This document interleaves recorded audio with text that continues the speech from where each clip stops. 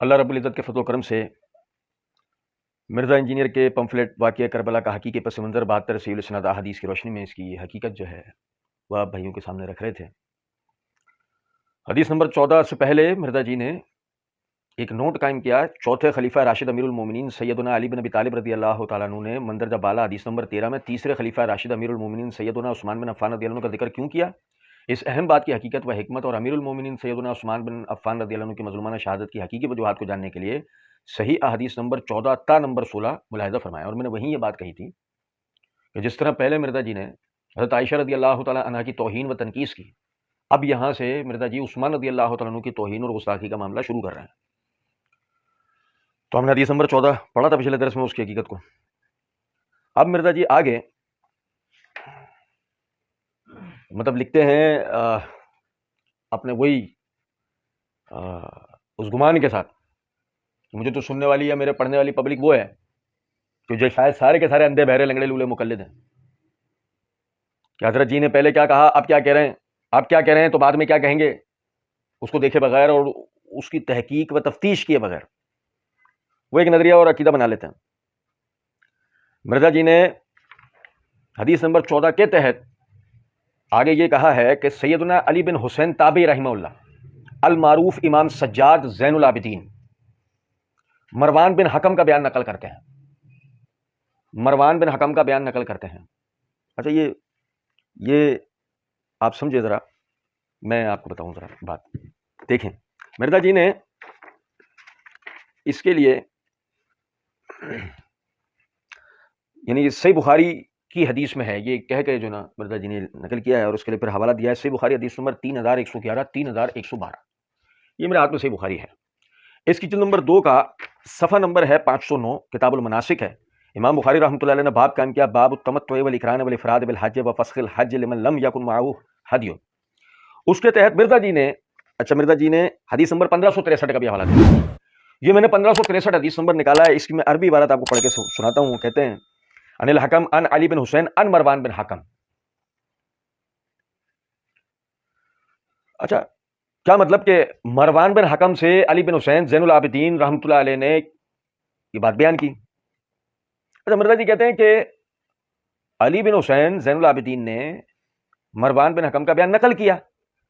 اب بظاہر اگر دیکھا جائے روایت بیان کرنا اور نقل کرنے میں بظاہر ہمارے اردو دان طبقے کو ایسا لگتا ہے کہ بھئی اس کا بیان تھا کہیں سے وہ نقل کر دیا، بس اس حیثیت سے آپ بات سمجھ رہے ہیں۔ مرزا جی نے یہ چلاکی کیوں کی، اس کی وجہ یہ ہے کہ مرزا جی حدیث نمبر 13 کے تحت جو نے یہ بات کہہ چکے ہیں کہ سیدنا قیس بن تابع رحمہ اللہ کا بیان ہے کہ میں نے مروان بن حکم بریکٹ میں لکھتے ہیں جو جنگ جمل میں بنو امیہ کی طرف سے لوگوں کو سیدنا علی بن ابی طالب رضی اللہ عنہ کے خلاف بھڑکانے والوں کا سرغنہ تھا۔ بھائی میرے مرزا جی پہلے اس کو سیدنا علی رضی اللہ تعالیٰ عنہ کے مخالفین کا، خاص طور پہ بھڑکانے والے، ان کا سرغنہ قرار دے دیا اس نے۔ اب مسئلہ یہ ہے کہ آگے عثمان رضی اللہ عنہ کے خلاف جو ایک عمارت کھڑی کرنے جا رہا ہے اس کے لیے جو بنیادی روایت پڑھ رہا ہے وہ مروان بن حکم سے ہے، اور سن ذرا بات کو، روایت بھی صحیح بخاری میں، مرزا جی نے خود بھی حوالہ دے رکھا ہے۔ اب سمجھنے کی بات یہ ہے کہ اگر مروان بن حکم علی رضی اللہ تعالیٰ عنہ کے خلاف بھڑکانے والوں کا سرغنہ تھا تو علی رضی اللہ تعالیٰ عنہ کے پوتے علی بن الحسین بن علی بن ابی طالب زین العابدین وہ مروان سے روایت کیوں کر رہے ہیں؟ بھائی میرے بھائی سمجھے ذرا اس بات کو کہ یہ تو باقاعدہ روایت بیان کرنے کا مطلب یہ ہوا کہ اس روایت میں تو وہ ان کے شاگرد ہیں۔ علی بن حسین جو ہیں زین العابدین رحمۃ اللہ علیہ وہ مروان بن حکم کے شاگرد ہیں، اور جیسے کہ میں عموماً کہا کرتا ہوں مروان بن حکم کے کردار سے فی الوقت بحث نہیں ہے، بحث یہ ہے کہ آپ پیچھے اسے یہ کہہ کر آئے ہیں کہ وہ تو علی رضی اللہ عنہ کے خلاف جمل کے موقع پر بھڑکانے والوں کا سرغنہ تھا اور اسی سے پوتا روایت کر رہا ہے۔ اتنی حیثیت دے رہا اس کو۔ آپ کو یاد ہوگا یزید والی بحث میں ہم نے پڑھا تھا، مرزا جی نے توجہ دلائی کہ محدثین نے تو یزید سے روایت نہیں لی ہے، اچھا مروان کو بھی اسی درجے کا ظالم مرزا جی قرار دے رہے ہیں۔ اب سوال یہ پیدا ہوتا ہے کہ اگر اسی درجے کا مروان ظالم ہے، یزید کی تو فی الوقت بحث ہی نہیں ہے، ابھی بحث یہ ہے کہ اگر مروان اس درجے کا ظالم ہے تو محدثین نے اس کی روایت کیوں لے لی، خاص طور پہ امام بخاری؟ یہ بھی ایک بات سمجھنے کی۔ چلو کہنے والا کہہ سکتا ہے کہ بدعتی کی روایت، ظالم کی روایت، اگر وہ اپنی روایت میں سچا ہے تو اس میں تو کوئی حرج نہیں، چلو بھائی ٹھیک مانا ہمارے سراں کو، لیکن یہ تو بتائیں کہ علی بن حسین نے کیا سوچ کر ان سے روایت لی ہے، یہ تو کم از کم ہمیں مرزا جی بتائیں، یا مرزا جی کے اخباری بتائیں میں کہ انہوں نے مروان سے کیا سوچ کر روایت لے لی، کہ ان کے دادا کا جو سب سے زیادہ مخالف تھا اس سے انہوں نے روایت لے لی. چلے اسے بھی چھوڑا. آگے مرزا جی کہتے ہیں کہ میں بریکٹ میں مروان سیدنا عثمان بن عفان رضی اللہ تعالیٰ عنہ اور سیدنا علی بن ابی طالب رضی اللہ عنہ کے پاس اس وقت موجود تھا، جبکہ سیدنا عثمان رضی اللہ تعالیٰ عنہ حج تمتع، مرزا جی بریکٹ میں لکھتے ہیں ایک سفر میں حج اور عمرہ دونوں ادا کرنے سے منع کر رہے تھے. صحیح.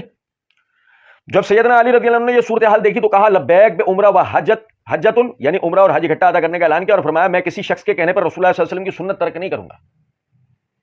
نہیں سمجھے؟ اچھا میں یہاں آپ کو ایک بات بتاؤں، اللہ تعالیٰ کی دیوی توفیق اور اللہ کے فضل و کرم سے صحابہ کے معرفت الصحابہ و اہل بیت سیریز میں صحابہ کے باہمی اختلافات کی حقیقت لیکچر 8 پارٹ 2 کے اندر ہم نے یہ حج تمتع کے پورے مسئلے کی وضاحت کر رکھی ہے.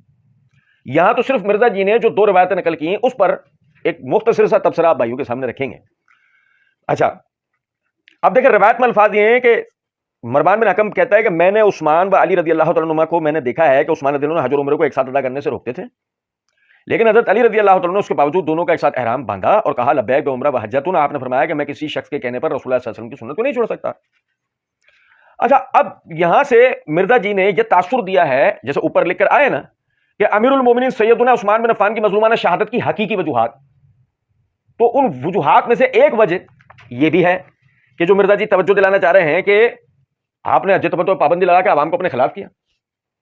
اچھا میں ذرا آپ کو بتاؤں یہ بات صرف اس حد تک کی ہے، میں بلکہ اس کو بھی مرزا جی کی اس عبارت کو پڑھنے سے پہلے آگے مرزا جی نے جو لکھا نا وہ بھی پڑھ دیتا ہوں. صحیح مسلم کی حدیث میں ہے کہ سعید بن مسیب تابعی رحمہ اللہ کا بیان ہے کہ سیدنا عثمان بن عفان اور سیدنا علی بن ابی طالب رضی اللہ عنہ دونوں مقام عثمان پر اکٹھے ہوئے اور سیدنا عثمان رضی اللہ عنہ حج تمتع سے روک رہے تھے. تو سیدنا علی رضی اللہ تعالیٰ عنہ نے سیدنا عثمان رضی اللہ عنہ سے فرمایا آپ رضی اللہ تعالیٰ عنہ ایک ایسے عمل سے کیوں منع کر رہے ہیں جسے خود رسول اللہ صلی اللہ علیہ وسلم نے ادا فرمایا ہے. جواب میں سیدنا عثمان رضی اللہ عنہ نے سیدنا علی سے فرمایا آپ ہمارے معاملے میں دخل نہ دیں، آپ ہمارے معاملے میں دخل نہ دیں. سیدنا علی رضی اللہ عنہ نے فرمایا میں اسے دخل دیے بغیر چھوڑ نہیں سکتا. پھر جب سیدنا علی رضی اللہ تعالیٰ عنہ نے یہ صورتحال دیکھی کہ اب بریکٹ ہے کہ خلیفہ ثالث امیر المومنین سیدنا عثمان بن عفان رضی اللہ عنہ اسی فیصلے پر ہی قائم ہے، تو دونوں یعنی حج اور عمرہ کو اکٹھا ادا کرنے کا اعلان کیا. یہ سمجھ گئے؟ اچھا یہ دیکھیں ایک نقطے کی بات یہ ہے، مرزا جی نے اس کو اس جگہ پہ جان بوجھ کر آپ کو پتا ہے کیا کیا ہے. مرزا جی نے عمر رضی اللہ تعالیٰ عنہ کا نام نہیں لیا. کس کا نام نہیں لیا؟ میں آپ کو بتاؤں سمجھیں. دیکھیں یہ میرات میں سنن کبریٰ للبہقی ہے، اس کی جلد نمبر 5 کا صفحہ نمبر 30 اور 31 ہے، کتاب الحج باب کراہیت من کرہ القرآن من کران و تمتع. اس کے تحت یہ حدیث نمبر 8877 ہے کہ علی بن ابی طالب رضی اللہ عنہ فرماتے ہیں کہ لعمر بن الخطاب رضی اللہ تعالیٰ عنہ نہیت عن المتعہ، علی رضی اللہ تعالیٰ عنہ کہتے ہیں عمر رضی اللہ تعالیٰ عنہ سے آپ حج تمتع سے منع کرتے ہیں؟ قال لا، کہ نہیں. ولکنی اردت کثرت زیارت البیت، میں تو یہ چاہتا ہوں کہ اللہ کے گھر کی زیارت بہت زیادہ کی جائے، اللہ کے گھر کی زیارت بہت زیادہ کی جائے. اچھا یہ ذرا سمجھیے گا بات کو. پھر یہ جو صحیح بخاری کے حوالے سے مرزا جی نے حدیث بیان کی ہے اس کی شرح کرتے ہوئے یہ میرات میں فتح الباری ہے، اس کی جلد نمبر 4 کا صفحہ نمبر 368 اور 369، اور یہ وہ شرح ہے کہ جس کے لیے خود مرزا جی نے مسئلہ 157 پارٹ 2 کے اندر یہ بات کہہ رکھی ہے کہ آپ یعنی ایک حدیث پر بحث کرتے ہوئے یہ بات کہی ہے کہ آپ اس کے لیے فتح الباری وغیرہ شرائیں دیکھیں، ہے نا.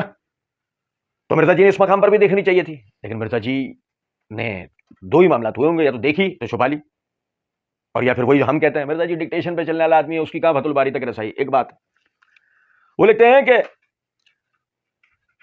فثابت عن عمر رضی اللہ تعالیٰ عنہ سے یہ ثابت شدہ بات ہے ان اتم لحجکم و عمرتکم ان تنشؤوا لکل منہما سفرا. وہ کہتے ہیں کہ میں چاہتا ہوں تم حج اور عمرے کو علیحدہ علیحدہ مکمل کرو تاکہ ہر ایک کے لیے تم سفر کرو. بات سمجھ رہے ہیں؟ اور یہ جو حافظ ابن حجر رحمۃ اللہ علیہ نے بات کہی یہ دیکھیں میرے ہاتھ میں صحیح مسلم ہے، اس کی جلد نمبر 3 کا صفحہ نمبر ہے 397، کتاب الحج ہے، اس میں حدیث نمبر 2844 ہے. باقاعدہ قتادہ رحمۃ اللہ علیہ نے عمر رضی اللہ تعالیٰ عنہ کا یہ فرمان نقل کیا کہ حضرت عمر رضی اللہ عنہ کہتے ہیں حج اور عمرے کو الگ الگ کرو، اس طرح حج بھی پورا ہوگا اور عمرہ بھی پورا ہوگا. اب کیا مطلب ہے اس بات کا؟ وہ سنن کبریٰ بہقی کی روایت سے واضح ہو جاتا ہے. ولکنی اردت کثرت زیارت البیت، کہ میں تو یہ چاہتا ہوں کہ بیت اللہ کے گھر کی زیارت لوگ بار بار کریں. تو عمر رضی اللہ تعالیٰ عنہ نے اس تربیتی نیت کے اوپر سمجھے ذرا اس بات کو کہ اس بات کا حکم دیا کہ حج تمتع نہ کیا جائے. سمجھنا.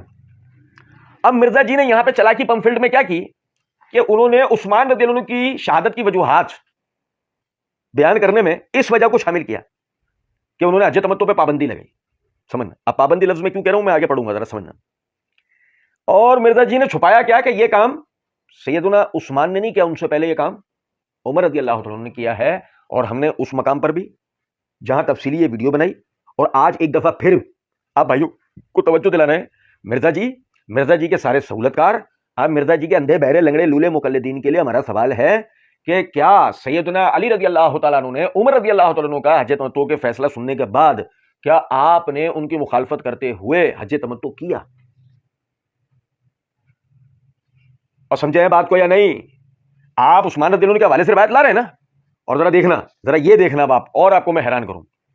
مرزا جی نے 15 علمی و تحقیقی مجلس open question and answer session with engineer Muhammad Ali Mirza 24 جنوری 2018 کے اپلوڈڈ اپنے ویڈیو کے اندر یہ بات کہی ہے کہ عمر رضی اللہ تعالیٰ نے اپنے پولیٹیکل ڈیسیژن کی وجہ سے ایسا کیا. سیاسی نقطہ نظر.